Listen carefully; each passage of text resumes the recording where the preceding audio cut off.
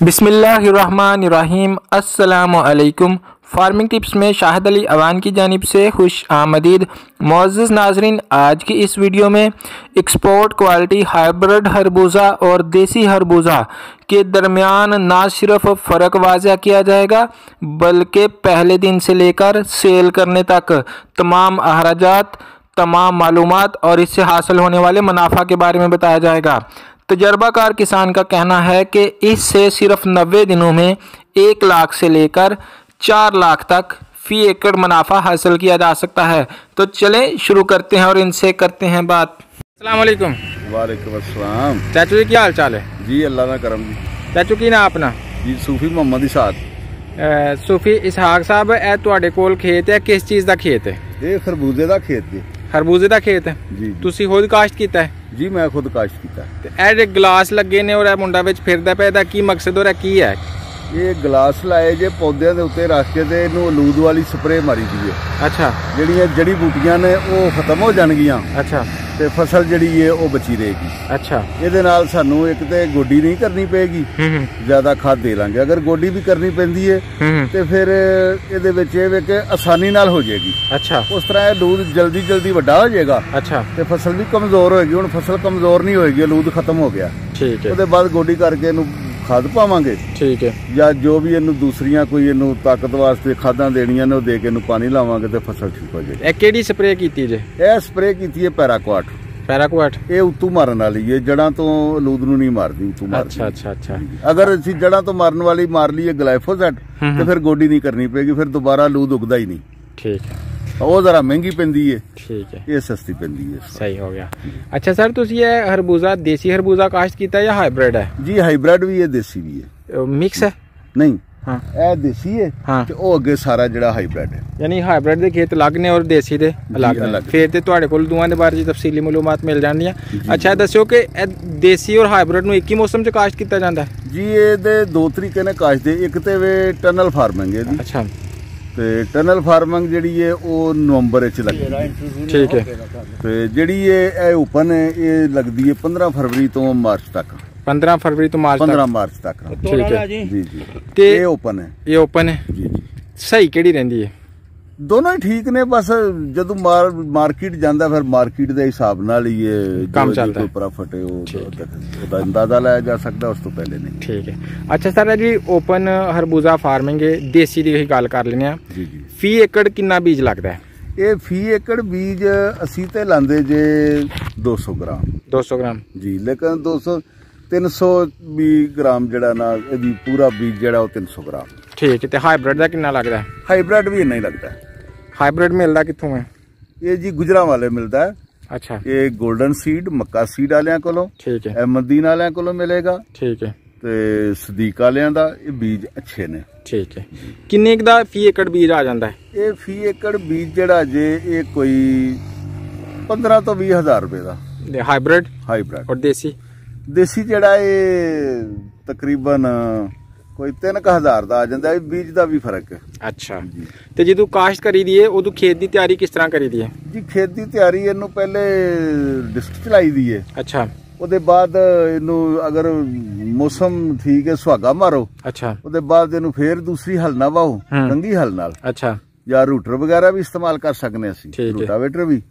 ਤੇ ਜਦੋਂ ਜ਼ਮੀਨ ਚੰਗੀ ਤਰ੍ਹਾਂ ਜ਼ਰਖੇਜ਼ ਹੋ ਜਾਏ, ਨਰਮ ਹੋ ਜਾਏ, ਤੇ ਫਿਰ ਇਹਦੀਆਂ ਖੇਲੀਆਂ ਨਿਕਲ ਜਾਂਦੀਆਂ। ਤੇ ਕਿੰਨਾ ਖਰਚਾ ਆ ਜਾਂਦਾ ਇਹਦੀ ਖੇਤ ਦੀ ਤਿਆਰੀ ਵਾਸਤੇ ਜਦੋਂ ਬੀਜ ਲਗਾਉਣਾ ਹੈ?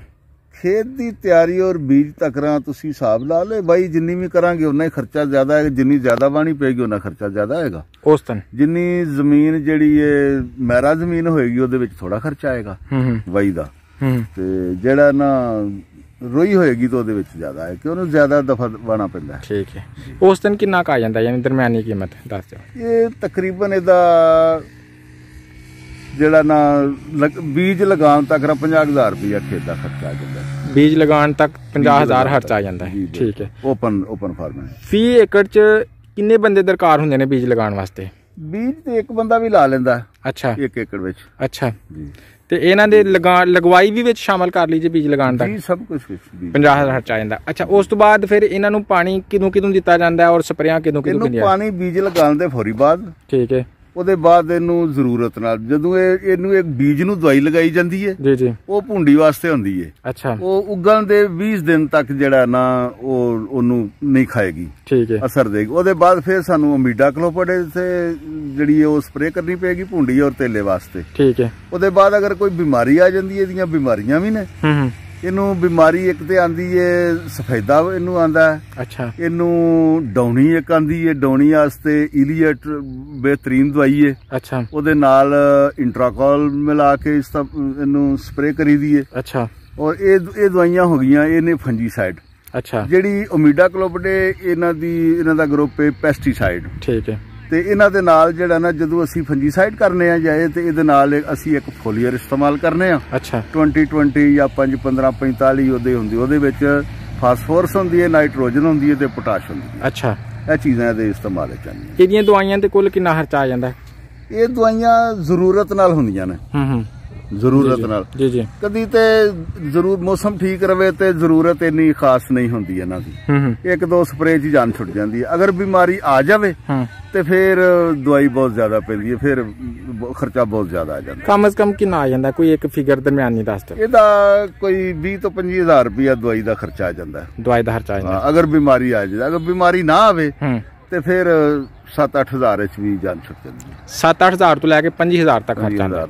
ਅੱਛਾ ਸਰ, ਇਹ ਦੱਸੋ ਕਿ ਪਾਣੀ ਤੁਸੀਂ ਦੱਸਿਆ ਇੱਕ ਤੇ ਫੌਰੀ ਤੌਰ ਤੇ ਲਾਣਾ ਹੈ, ਉਸ ਤੋਂ ਬਾਅਦ ਕਿੰਨੀ ਦਫਾ ਪਾਣੀ ਲੱਗਦੇ ਨੇ ਚਾਰੀ ਤੱਕ? ਜਦੋਂ ਇਹਨੇ ਉਗਣਾ ਹੈ, ਉਗਣ ਤੋਂ ਬਾਅਦ ਇਹਨੂੰ ਅਗਰ ਕੋਈ ਬਾਰਿਸ਼ ਆ ਜਾਂਦੀ ਹੈ, ਮੌਸਮ ਦਾ ਵੀ ਨਾਲ ਹੁੰਦਾ ਹੈ, ਮੌਸਮ ਤੇ ਡਿਪੈਂਡ ਕਰਦਾ। ਨਹੀਂ ਤੇ 2 ਪਾਣੀ ਲਗਾ ਕੇ ਦੂਸਰਾ ਉਗਣ ਦੇ ਬਾਅਦ ਜਦੋਂ ਮਹਿਸੂਸ ਕਰੇ ਕਿ ਪੈਲੀ ਖੁਸ਼ਕ ਹੋ ਗਈ ਹੈ, ਇਹਨੂੰ ਦੂਸਰਾ ਪਾਣੀ ਲਗਾ ਕੇ ਬਾਅਦ ਵਿੱਚ ਵੱਤਰ ਆਉਣ ਤੇ ਇਹਦੀ ਗੋਡੀ ਹੋਵੇ। ਠੀਕ ਹੈ, ਤੇ ਗੋਡੀ ਕਰਨ ਤੋਂ ਬਾਅਦ ਇਹਨੂੰ ਖਾਦਾਂ ਦੇ ਕੇ ਇੱਕ ਪਾਣੀ ਲਾਈਦਾ। ਫਿਰ ਜ਼ਰੂਰਤ ਨਾਲ ਜਦੋਂ ਫਸਲ ਨੂੰ ਜ਼ਰੂਰਤ ਹੋਵੇ ਫਿਰ ਪਾਣੀ ਲਾਈਦਾ। ਯਾਨੀ ਇਹਦੇ ਕੋਈ ਫਿਕਸ ਇਲਜ਼ਾਮ ਨਹੀਂ ਕਿ ਇੰਨੇ ਦਿਨਾਂ ਬਾਅਦ ਲਾਣਾ ਹੈ, ਇਹਦੇ ਫੌਰੀ ਤੌਰ ਤੇ ਉਹਦੀ ਹਾਲਤ ਦੇਖਦੇ ਹਾਂ ਡਿਸਾਈਡ ਕਰਨਾ ਹੈ ਕਿ ਇਹਨੂੰ ਪਾਣੀ ਚਾਹੀਦਾ ਹੈ, ਇਹਨੂੰ ਸਪਰੇਅ ਚਾਹੀਦੀ ਹੈ ਜਾਂ ਨਹੀਂ ਚਾਹੀਦੀ। ਜੀ ਜੀ ਜੀ। ਅੱਛਾ, ਜਿਸ ਤਰ੍ਹਾਂ ਤੁਸੀਂ ਦੱਸਿਆ ਕਿ ਸਪਰੇਅ ਦੇ ਹਰਾਜਾਤ 7,000 ਤੋਂ ਲੈ ਕੇ 25,000 ਤੱਕ ਆ ਜਾਂਦੇ ਨੇ, ਇਸ ਤਰ੍ਹਾਂ ਪਾਣੀ ਦੇ ਕਮ ਸੇ ਕਮ ਤੋਂ ਲੈ ਕੇ ਮੈਕਸਿਮਮ ਕਿੰਨੇ ਤੱਕ ਹਰਾਜਾਤ ਆਉਂਦੇ ਨੇ? ਪਾਣੀ ਵੀ ਮੌਸਮ ਦੇ ਪਾਣੀ ਦਾ ਇੰਨਾ ਕੋਈ ਜ਼ਿਆਦਾ ਨਹੀਂ ਹੁੰਦਾ। ਅਗਰ ਡੀਜ਼ਲ ਵੀ ਬਾਲੀਏ ਤੇ ਤਕਰੀਬਨ ਮੇਰਾ ਖਿਆਲ ਹੈ ਕੋਈ 10,000 ਰੁਪਇਆ ਖਰਚਾ ਆ ਜਾਂਦਾ ਇੱਥੇ, ਕਿਉਂਕਿ ਇੱਥੇ ਪਾਣੀ ਘੱਟ ਹੈ, ਇਸ ਜ਼ਮੀਨ ਵਿੱਚ ਪਾਣੀ ਕਮ ਹੈ। ਠੀਕ ਹੈ, ਯਾਨੀ ਸਪਰੇਅ ਪਲੱਸ ਪਾਣੀ ਦਾ ਹੀ ਔਸਤਨ ਖਰਚਾ 35,000 ਲਗਾ ਲੈਣੇ ਆ। 50,000 ਖੇਤ ਦੀ ਤਿਆਰੀ ਚ, ਕੋਈ 10-15,000 ਬੀਜ ਚ, ਕੁੱਲ 1 ਲੱਖ ਰੁਪਇਆ ਖਰਚ 1 ਏਕੜ ਤੇ ਆ ਗਿਆ। 1 ਲੱਖ ਰੁਪਇਆ ਜਾਂ ਇੱਕ ਤੋਂ ਕਮੋ ਬੇਸ਼। ਅੱਛਾ, ਇਹਦੇ ਅੱਗੇ ਪਿੱਛੇ ਜੀ। ਅੱਛਾ ਸਰ, ਇੰਨਾ ਖਰਚਾ ਕਰਕੇ ਔਰ ਇੰਨੀ ਮਿਹਨਤ ਕਰਕੇ ਟੋਟਲ ਇਸ ਦੌਰਾਨ ਕਿੰਨਾ ਸਾਨੂੰ ਅਰਸਾ ਲੱਗ ਗਿਆ ਹੁੰਦਾ ਇਹਦੀ ਖਰਬੂਜੇ ਦੀ ਤਿਆਰੀ ਦਾ? ਤਕਰੀਬਨ 90 ਦਿਨ। 90 ਦਿਨ? ਜੀ ਜੀ। ਤੇ 90 ਦਿਨ ਬਾਅਦ ਸਾਨੂੰ ਇਹ ਚ ਮਿਲਦਾ ਕੀ ਹੈ? 90 ਦਿਨ ਬਾਅਦ ਅਗਰ ਬਾਜ਼ਾਰ ਠੀਕ ਹੋਵੇ ਤੇ ਫਿਰ ਤੇ ਇਹ ਜਿਹੜੇ 1 ਲੱਖ ਰੁਪਇਆ ਤੇ ਇੱਕ ਹੰਡਾਈ ਦਾ ਹੀ ਖਰਚਾ ਹੈ ਜਿਹੜੀ ਇਹ ਹਾਈਬ੍ਰਿਡ ਵਾ। ਇਹਦੇ ਲੱਖ ਤੋਂ ਉੱਤੇ ਵੀ ਜਾ ਕੇ ਤੇ ਸੇਲ ਹੋ ਜਾਂਦੀ ਹੈ। ਅੱਛਾ, ਤੇ ਅਗਰ ਨਾ ਬਾਜ਼ਾਰ ਮੰਦਾ ਹੋਵੇ, ਨਾ ਹੋਵੇ, ਬਾਰਡਰ ਬੰਦ ਹੋਣ, ਸਾਡੇ ਐਕਸਪੋਰਟ ਕੁਆਲਿਟੀ ਹੈ ਜਿਹੜੀ ਹਾਈਬ੍ਰਿਡ ਵੇ। ਠੀਕ ਹੈ, ਅਗਰ ਅੱਗੇ ਪਿੱਛੇ ਨਹੀਂ ਜਾ ਰਹੀ ਤੇ ਫਿਰ ਅਗਰ ਮੰਦਾ ਹੋਵੇ ਤੇ ਫਿਰ ਕੁਝ ਵੀ ਨਹੀਂ, ਫਿਰ ਖਰਚੇ ਵੀ ਨਹੀਂ ਬਣਦੇ।